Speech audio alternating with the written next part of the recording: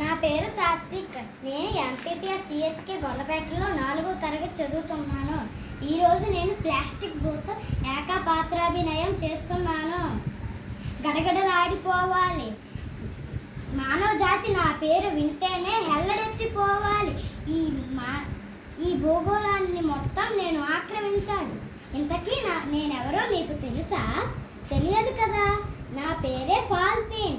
నేను మీ అందరితో స్నేహం చేస్తూ మీ వెనక నుంచి విషయాన్ని కొట్టుతూ చాప కింద నీరులాగా విస్తరించి ఈ భూమిని మొత్తం నా సంచిలో వేసుకుపోతాను.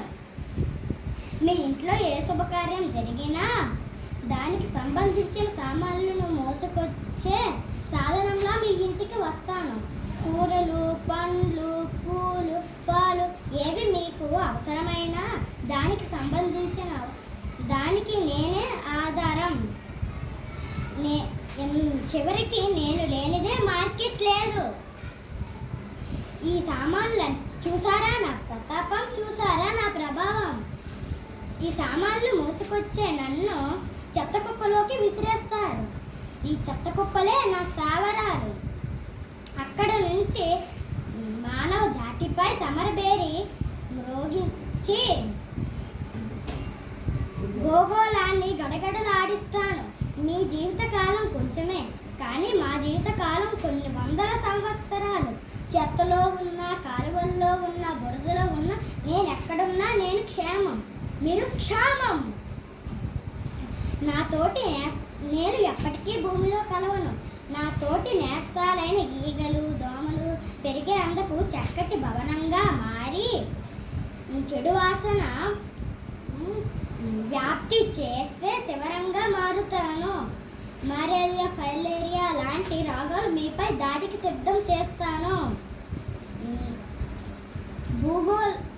భూమిలో నీరు ఇంకకుండా అడ్డుకుంటూ పచ్చటి మొక్కలు పెరిగే అందుకు వీలు లేకుండా అడ్డుకుంటూ కబలిస్తాను.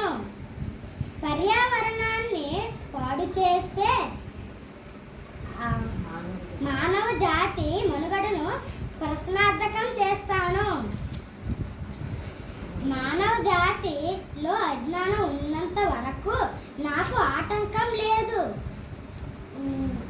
మీ మాటకి మీరు గుడ్డ సంచులు, గోనె సంచులు, కాగిత సంచులు నాపై ఎక్కి పెడుతున్నారు. అది అయినప్పటికీ ప్రజలలో అవగాహన లేనంత వరకు నన్ను ఎవరు ఏమీ చేయలేరు. నన్ను ప్రోత్సహించే కొందరు వ్యాపారులు ఉన్నారు.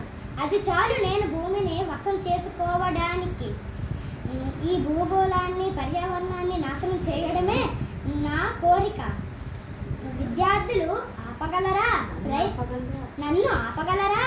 ప్రయత్నించండి, చూద్దాం.